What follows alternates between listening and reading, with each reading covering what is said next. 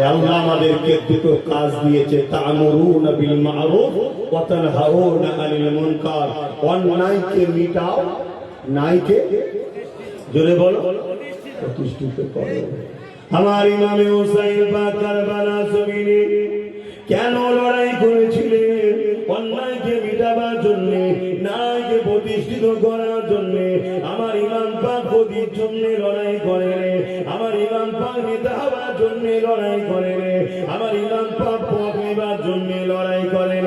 কারণ ইমাম পাককে তো আল্লাহ দুনিয়ার জমিন থেকে জান্নাতের যুবকদের সরদার বানিয়ে দিয়েছে।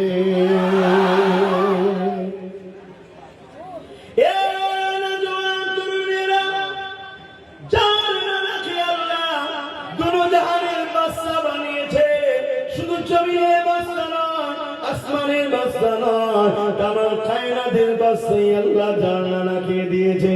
তিনার গদির জন্য লড়াইয়ের দরকার ছিল না। আমার ইমাম পাক বলেছিলেন, আমি সমাজ পরিবর্তন করার জন্য লড়াই করছি। অর্থাৎ সমাজে যে সন্ত্রাসী হচ্ছে, সমাজে যে মিথ্যাচার চলছে, সমাজে যে গরিবদের উপরে অত্যাচার হচ্ছে, সমাজের উপরে আল্লাহর বান্দার উপরে মানুষের উপরে অত্যাচার হচ্ছে, নারীদের উপরে অত্যাচার হচ্ছে, লুট দাঙ্গা ফাসাদ মারপিট খুনোখুনি অন্যায় অত্যাচার যে শুরু করেছে, এটাকে কখনো মেনে নেওয়া যায় না। কেন আমার নানা জান তিনি রাহমাতুল লিল আলামিন, তামাম আলেমের জন্য তিনি দয়া, তিনি জমিনের উপরে ন্যায় প্রতিষ্ঠিত করেছে, ইনসাফ প্রতিষ্ঠিত করেছে, সন্ত্রাসকে মিটিয়েছে, জুলুমকে মিটিয়েছে, নিশাকে মিটিয়েছে, রেপকে মিটিয়েছে।